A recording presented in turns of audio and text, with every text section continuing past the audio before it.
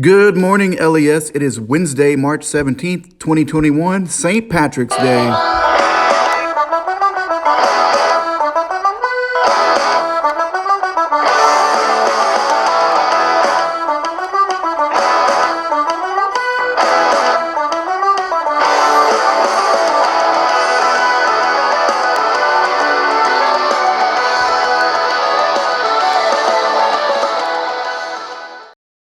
Today's menu is Salisbury steak, mashed potatoes, celery sticks, orange wedges, and a roll.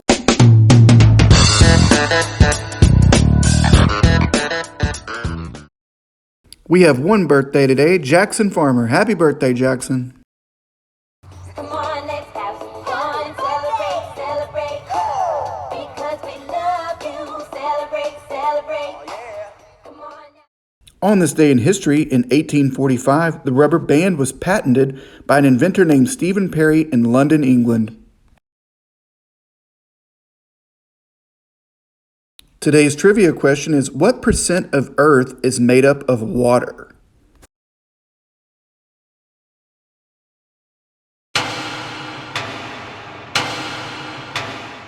And the answer is that 71% of Earth is covered by water. Today's Women's History Month video features famous Irish-American woman Eileen Marie Collins was the first woman to pilot a NASA space mission. Women in space are reaching new heights. Just last year, the world saw the first woman command a space shuttle. Take a look at this.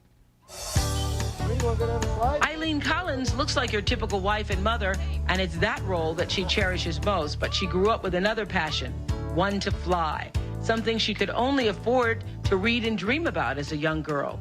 She was one of the first women to go directly from college into the Air Force pilot training program.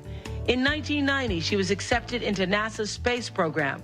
She spent years training as an astronaut and pilot, and those little girl dreams paid off big when just last year, Eileen became the first woman ever to command a space shuttle mission. Come on!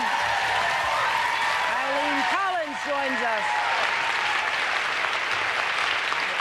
And her baby girl, standing up for mommy. Wow, that's fantastic. What would you describe, I have some space envy, what would you describe as the greatest thrill? Well, actually two things. Being in space, being in microgravity and floating it's Weightless. a whole new world. Weightlessness that is a a whole new world. dream. And the other one is... That is a dream. And does it really feel, it feels weightless? It feels like... Well, the closest thing you can come to on Earth is a swimming pool. Okay. Except you don't get any resistance when you move your arms and legs. It's like learning how to roller skate. Really? Learning how to move around in space. Oh, that's, yeah, I can't even imagine it. Okay, so then the other thing And is... the other thing is looking back at the Earth and seeing the Earth from space, you really get an appreciation of how fragile and beautiful and how much we need to take care of the Earth. Really? I bet when you come back, you never see things the same, or do you? Well, I told myself on my first flight that I didn't want to change, that I wanted to be the same person when I came back. And I don't think I changed as a person, but I think that I see things differently. I think that maybe I have a message to bring to other people, and that is that spaceflight is the future, and I think we're going to see more and more people going into space.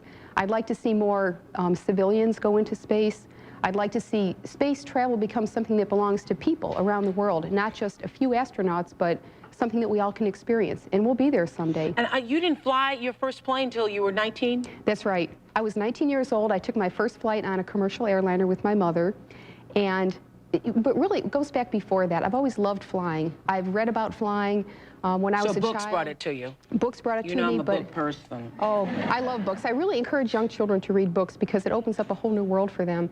And as a child, I went to summer camp, and I also encouraged people to send their children to summer camp because it was so inspiring for me. We learned about flying there.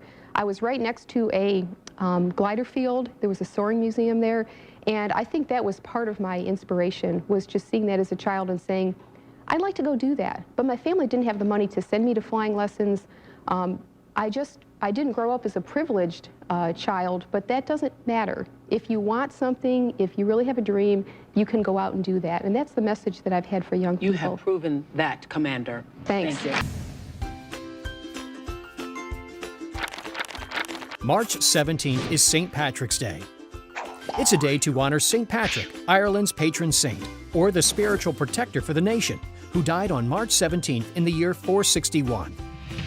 St. Patrick was a priest who converted many people in Ireland to Catholicism.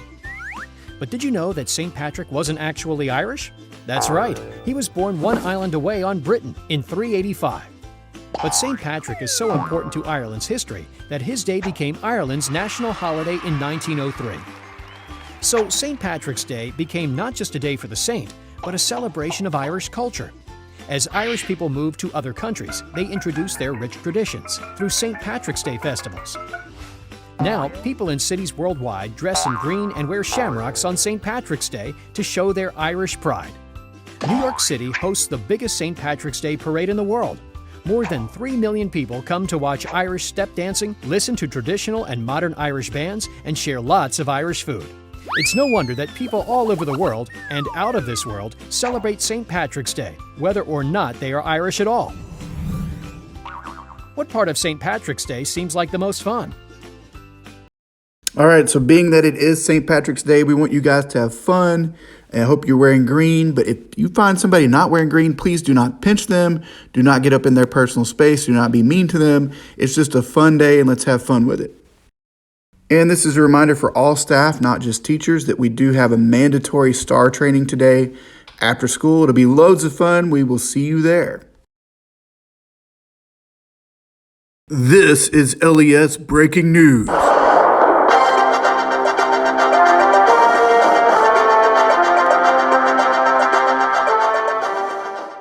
All right, boys and girls, the library is now open.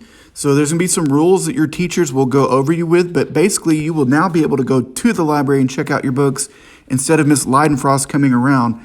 Now, every grade level is going to have certain days. Third grade is Friday and Thursday, and fourth grade is Monday and Tuesday, and fifth grade is going to be Wednesday and Thursday.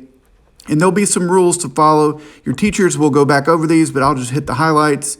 Your books will still need to be quarantined. No more books on hold. Only one student per class in the library at a time. There cannot be more than 6 kids in the library at once. If more kids come down, Miss Leidenfrost will send you back to class. You have to use hand sanitizer when you enter and leave. You have a 5-minute time limit when you get in there, and you have to stick with your days. If you're a third grader, you can't go on a fifth grade day, and if you're a fifth grader, you can't go on a fourth grade day, and so forth. So your teachers will go back over this in detail, but good news, guys, the library is back open.